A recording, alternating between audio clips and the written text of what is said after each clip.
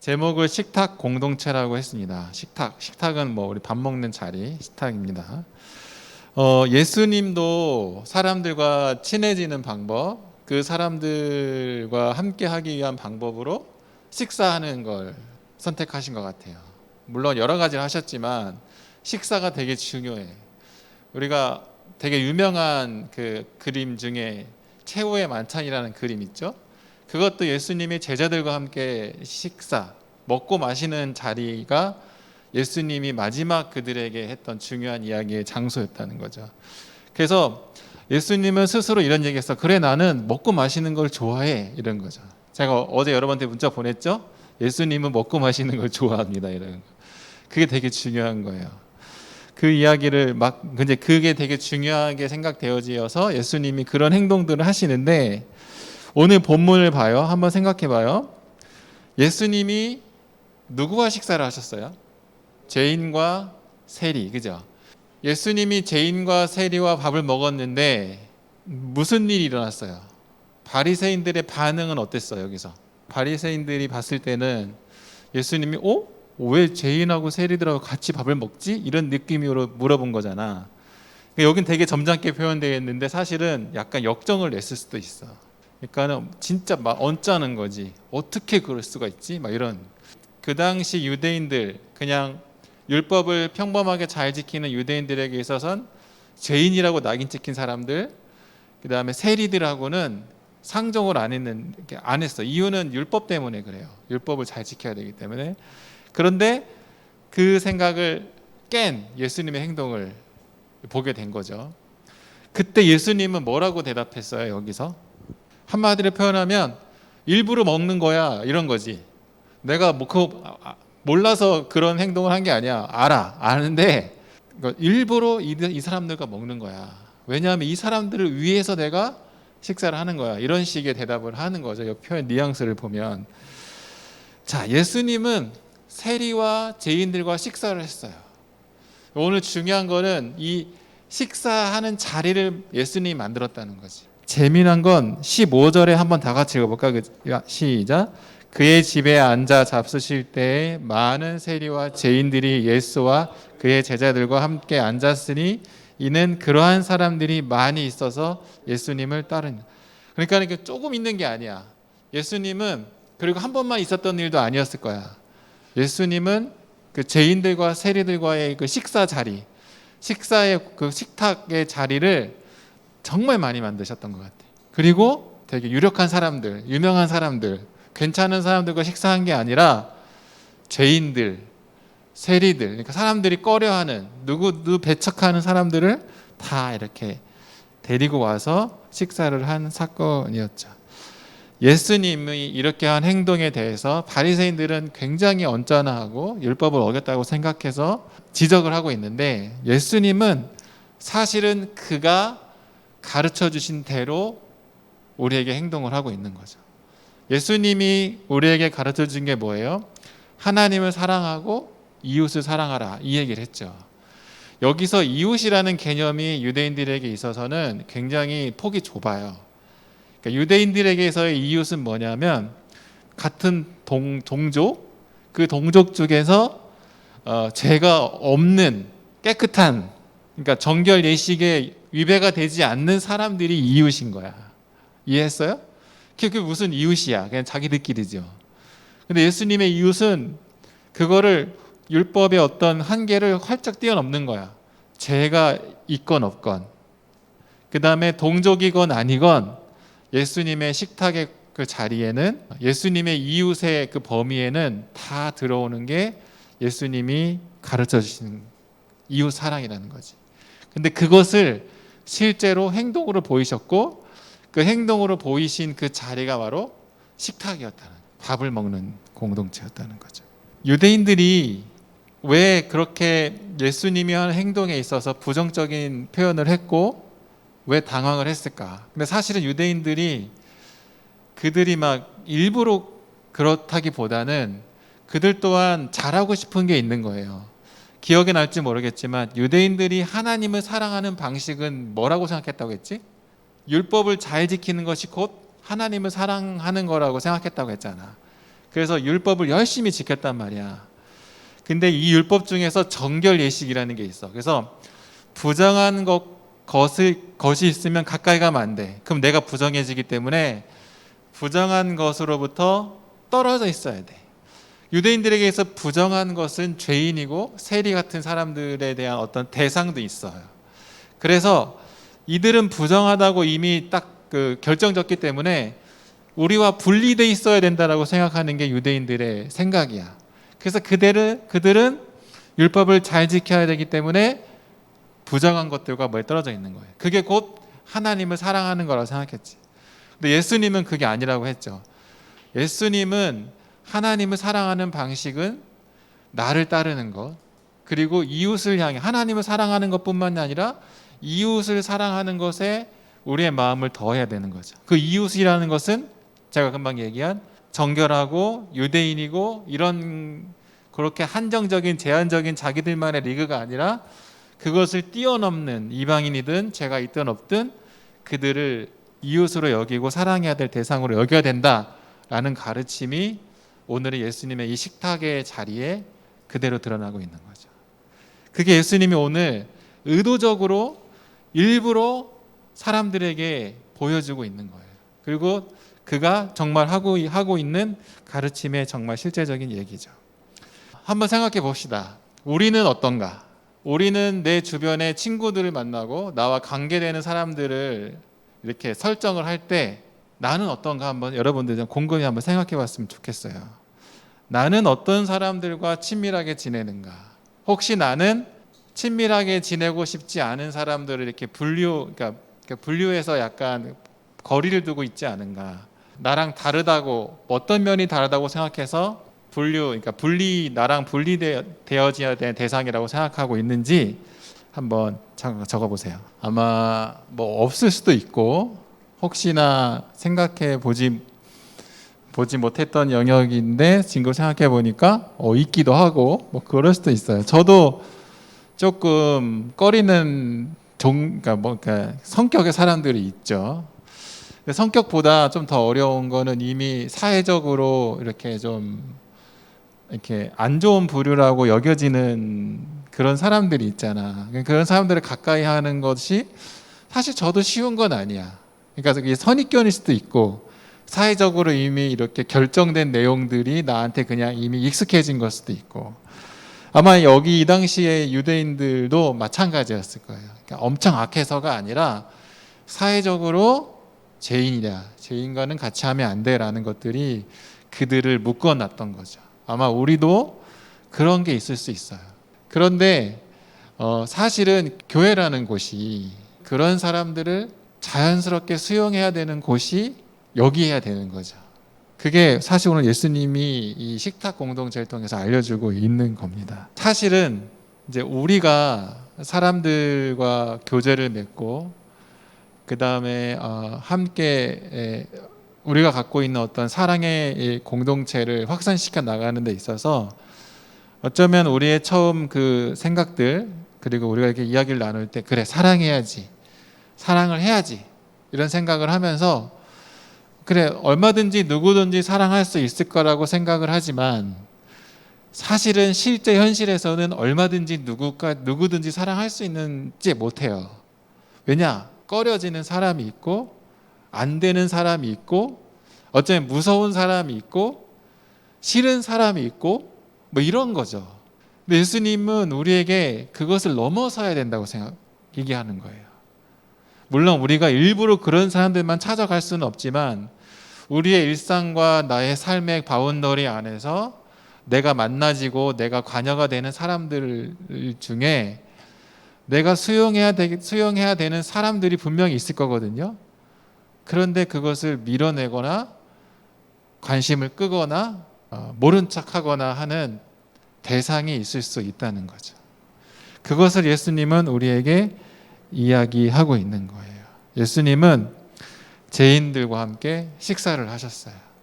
거기서 어떻게 행동하셨는가라는 것도 되게 중요합니다. 예수님이 왜 식탁의 자리를 마련하셨을까? 밥 먹는다는 얘기를 아까 초반에 했는데 밥을 먹는다라는 것은 제가 아까 농담 좀 비슷하게 무장해제되지 않아? 뭐 이런 얘기했잖아요. 쉽게 얘기할 수 있고. 그런데 우리가 누군가를 나의 식탁에 초대할 때, 내가 먹는 자리에 초대할 때 우리는 어떻게 할까요? 내가 얘기하고 싶은 사람, 그 다음에 재미난 사람, 같이 밥 먹고 싶은 사람을 초대하죠. 그렇죠? 근데 예수님은 그 자리를 어떤 자리가 되기를 원하셨냐면 열린 자리가 되게, 누구든지 와라. 누구든지 와서 나와 식탁에 교제를 나누자. 네가 죄인이든 죄인이 아니든, 이스라엘 사람이든 이스라엘 사람이 아니든, 나를 사랑하든 나를 사랑하지 않든, 몸이 정상이든 정상이지 않든, 문제가 있든 문제가 없든, 누구든지 와서 이 식탁의 공동체에 함께 하자. 그래서 예수님은 그 식탁의 자리에서 새로운 예수님이 말씀하신 하나님을 사랑하고 이웃을 사랑하라는 그 말씀이 실현되어지는 것을 보여주셨고, 또 많은 사람들이 그렇게 실현되어질 것을 요구하는 거죠. 이 식탁의 자리는 정결한 사람만 오게 되어지는, 정결을 요구하는 자리가 아니라 정결하게 만들어주는, 정결하게 그 사람의 정결을 만들어내는, 그러니까 이미 정결돼서 오라는 얘기가 아니라 누구든지 와, 니네가 여기 오기만 하면 정결해질 수 있어. 왜? 내가 있기 때문에. 이런 얘기인 거예요. 자, 여기서 봤을 때 예수님이 이런 표현을 하고 이런 사역을 할 때 여러분들 생각해 봐요. 교회는 어떤 일을 해야 되는 곳일 것 같아요? 예수님의 말씀을 잘 따르는 교회여야 되잖아, 그죠? 그럼 교회는 어떤 일을 해야 돼? 초대를 할 수 있는 곳이 돼야 돼. 그리고 효진이 말대로 그들의 삶에 라이프 체인지가 일어날 수 있도록 해야 되는 곳이 교회라는 거죠. 물론 이런 건 아니에요. 야, 효진아 왔으니까 넌 지금부터 책 10권 읽고 교양 좀 쌓고 그 다음에 운동 좀 하고 막 이렇게 시켜서 라이프 체인지가 아니라, 교회에 누구든지 초대하고 그들을 수용하고 그들과 함께하고 그들을 사랑하고 그들을 섬김으로 그들이 하나님의 사랑을 알아. 제가 표현했죠. 하나님의 사랑 때문에 그들의 굳어져 버린 녹슨 마음의 문이 열려서 아바 하나님의 그 사랑을 경험함으로 라이프 체인지가 일어나는 거예요. 물론 요구가 되죠. 이렇게 살아야 된다, 저렇게 살아야 된다. 말씀을 통해서 요구가 되어지지만 그거는 강제가 아니에요. 그것은 하나님을 사랑하는, 하나님의 사랑을 입은 자로서 자연스럽게 일어나는, 인풋이 있어서 자연스럽게 나오는 어떤 행동이라는 거지, 그것이 되어지면 내가 뭐 교화됐다 이런 게 아니라는 거죠. 그래서 교회는 누구든지 초대해야 되는 곳이고 누구든지 올 수 있는 곳이고, 와서 누구든지 그들이 서로 사랑을 나눌 수 있는 곳이 돼야 되고, 회복이 되어져서 정말 교화, 라이프 체인지가 돼야 돼요. 삶의 변화가 일어나요. 그게 교회가 해야 될 역할이에요. 우리 이렇게 있을 수가 없어. 사실 어떻게 보면 내 주변에 있는 사람들을 누구니 데려와야 되는 거예요. 근데 어쩌면 나는 좀 생각을 해봐. 왜 사람들을 교회에 잘 데려오지 않을까? 교회가 창피한가? 교회에서 이런 활동을 하는 게 사람들은 너무 지루해하니까 데려가기 미안해서 안 데려오나? 하나님의 사랑을 알고 경험한 사람이라면 너무 데려오고 싶을 거거든. 하다못해 우선 내가 좋아하는 사람 먼저라도, 그죠? 내가 싫어하는 사람은 둘째 치고라도 좋아하는 사람은 데리고 오고 싶어. 왜? 내가 너무 사랑을 알고 너무 좋은 사랑을 경험했다면 너무 데리고 오고 싶을 거야. 그런 거건 내가 좋은 걸 경험했으면 최소한 내가 좋아하는 사람들을 데리고 오고 싶고 같이 교제하고 싶거든. 그게 복음이 갖고 있는 어떤 본질이에요. 그렇게 되고 싶은 거예요. 그런 경험들이. 그리고 예수님 우리에게 또다시 요구하는 건 뭐냐면, 네가 그렇게 하나님의 사랑을 알았지? 나의 가르침을 잘 알았지? 너의 이웃이 이제 더 넓어져야 된다라는 거죠. 집에 초대하는 사람들도 훨씬 더 다양해야 되고, 또 그런 사람들과 함께 이야기를 나눌 수 있어야 된다는 거죠. 쉽지는 않아. 근데 이제 이들과 함께 하기 위해서 나의 존재를 알리고 또 이렇게 수용하기 위한 애를 써야 되는 거죠. 예수님은 식탁이라는 그 자리를 통해서 그 일들을 하신 거예요. 초대하고 누구든지 와라. 그리고 회복해. 그래서 예수님이 이 식탁의 자리에서 무엇을 하셨냐면, 어떤 일이 일어날 수 있도록 하셨냐면 치유가 있게 하셨어요. 그리고 비전을 품을 수 있게 하셨고, 세 번째 소망을 갖게 하셨죠. 그럼 식탁에서 어떻게 치유가 일어나냐면, 첫째로는 영적으로 어려운 사람들이 치유가 일어나는 거죠. 사회적으로 병든 사람들이 치유가 일어나는 곳이 식탁이에요. 왜냐? 그곳에서 진짜 사랑을 경험하게 되기 때문에. 잘 봐요. 그게 어떻게 가능해요? 근데 생각해 봐요. 내가 정말 초대받지 못할 것 같은 그 자리에 내가 초대받았다 생각해 봐요. 그럼 내가 어떨까? 그 사람들이 하는 말, 행동이 나한테 엄청나게 영향을 미치게 되는 거예요. 그렇지 않아요? 초대를 받았는데, 초대받을 것 같지도 않았는데 생각지도 못해 나를 초대해. 갔는데 나를 향한 그 섬김과 그 행동들이 엄청나. 그러면 그때 사랑을 경험하게 되는 거예요. 교회가 그런 곳이 되어야 되는 거죠. 우리 청년부 공동체가 사실 그런 곳이 되어야 되는 거예요. 물리적으로 이 자리에 데려오지 않더라도 한 명의 한 명의 여러분들이 우리 청년부의 공동체고, 이 청년부의 공동체에서 나는 밖에서 누군가와의 관계 속에서 이 식탁의 이 식탁의 영성, 식탁의 공동체의 어떤 영향을 끼치며 살아가는 것. 그래서 그들을 영적으로나 사회적으로 병든 어떤 영역들이 회복되어질 수 있는, 그것이 식탁에서 치유야. 그리고 내 이웃이 누군가를 발견하게 돼요. 정말 내 이웃이 누군가. 나랑 그냥 마음이 맞고 내가 좋아하는 사람만의 이웃인가? 아니, 사실은 우리의 이웃은 사실은 조금 더 직접적으로 내가 누군가를 섬겨줘야 될 영역이 있는 사람들이에요. 도움이 필요한 사람들이에요. 어떻게 보면 정말 적나라하게 얘기하면 내가 도와줘야 할 대상을 우리가 눈을 크게 부릅뜨고 찾아야 되는 거야. 사실은 누구를 도울 수 있을까? 누구의 기도를 내가 해야 할까? 누구에게 나의 이 남는 힘을 보태줄 수 있을까?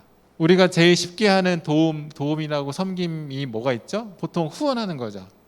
뭐 기가대책이나 이런 거 TV 보면은, 그것도 사실은 나쁘지 않은 거예요. 지금 세대에 맞는 어떤 우리가 도움의 손길을 뻗는, 우리가 뭐 저 아프리카까지 달려갈 수는 없잖아. 그런 것들 향해서 마음을 드리는 거죠. TV를 보고 광고가 나오면 내가 도와줘야 될 마음이 생기면 돕는 그 일들이 일어나는 거죠. 그렇게 하다 보면 그 다음 단계 하게 되는 거죠. 이웃이 넓어지는 거예요. 그리고 식탁에서는 비전을 품을 수가 있어요. 뭐냐면 식탁 공동체 안에서 사실은 작은 천국을 경험할 수 있는 거예요. 예수님은 그 자리에서 천국이 어떤 곳인가를 경험해 시켰어요. 뭐냐면 편견도 없고 죄인이라고 정죄하는 것도 없고 능력이 있고 없고의 문제가 아니야. 모두 다 초대받았고 동등하게 섬김을 받고 동등하게 하나님의 사랑 안에 있게 되는 이 공동체가 식탁 공동체라는 거예요. 거기서 천국 공동체의 맛을 보는 거죠. 그리고 예수님의 가르침을 통해서 아까 말한 라이프 체인지를 이뤄가는 거예요. 그게 비전이에요. 나도 변할 수 있구나. 나도 다른 삶을 살아갈 수 있구나. 나도 업그레이드 될 수 있구나. 이런 것을 배울 수 있는 곳이. 그래서 우리 교회는, 이 공동체는 사람들이 왔을 때 밖에 있을 때나 여기 있을 때나 뭐 똑같이 막 이러면 안 돼. 여기서는 좀 더 삶의 변화가 되는 것에 대한 일들이 도전이 돼야 되는 거죠. 그러니까 모범이 돼야 되는 거죠. 물론 우리가 억지로 할 수는 없어. 나는 아닌데 새로 온 사람들에서 내가 그런 척 할 수는 없어. 중요한 건 우리의 삶이 먼저 변화되어지는 게 중요하겠죠. 예수님은 그거를 우리에게 보여주고 계신 거예요. 본인이 몸소 모범적으로 삶의 변화된 삶의 어떤 모양들을 드러내고 그들로 하여금 그 삶이 얼마나 좋고 정말 꿈꿔볼 수 있는 건지를 보여주는 게 식탁의 공동체라는 거죠. 세 번째는 소망을 가지고 오는 거예요. 다가올 다음 세대. 그러니까 이 다음의 세대는 정말 이런 시대가 올 거다. 그 당시로 봤을 때는 인종적 차별도 있었고 노예나 그 평민에 대한 차별도 있었고 유대인이냐 유대인이 아니냐에 대한 차별도 있었고 율법을 잘 지키냐 잘 지키지 않느냐에 대한 차별도 있었고 뭐 그런 것들 때문에 다 분리되고 배척되고 등을 지고 있는 이 그 분리된 사회였단 말이지. 그리고 굉장히 나와 다른 부류에 있는 사람들을 인간 취급 안 하는 이런 시대였단 말이야. 근데 예수님은 그걸 다 부숴버리는 일을 한 거예요. 식탁에서. 그게 식탁 공동체에서 예수님이 보여준 어떤 소망, 더 이상은 인종차별, 더 이상은 차별이 없는, 더 이상은 분리가 되지 않는 그런 것들을 말하는 거죠. 이것이 예수님이 식탁 공동체에서 보여준, 식탁에서 보여준 예수님의 어떤 모습이라는 거죠. 예수님이 의도적으로 왜 죄인과 세리와 함께 식사를 하셨는가? 그것이 우리 교회가 해야 될 일이 무엇인가를 다시 한번 생각해 볼 수 있어요. 그리고 더 나아가서 그럼 나는 하나님의 말씀을 듣고 믿음으로 살아가는 나는 어떻게 이 삶을 개인적으로 드러내고 사람들을 수용하고 살아갈 수 있을까에 대한 고민을 하기 시작해야 됩니다. 나 한 명 한 명이 대표로서 하나님의 이름을 드러내는 대표 선소로서 어떻게 해야 될까? 직장에서는 어떻게 해야 되지? 사람들 만날 때는 어떻게 해야 되지? 내가 누군가의 한 팀으로 이뤄서 뭐를 할 때는 나는 어떻게 해야 되지? 나는 누굴 도와줘야 되지? 나는 누구를 초대해야 되지? 예수님처럼 수용하고 포용하고 변화를 위해서 그들과 함께 할 수 있는 일은 뭐지? 이런 것들에 대한 가치의 변화들이 여러분들한테 있었으면 좋겠다 생각합니다.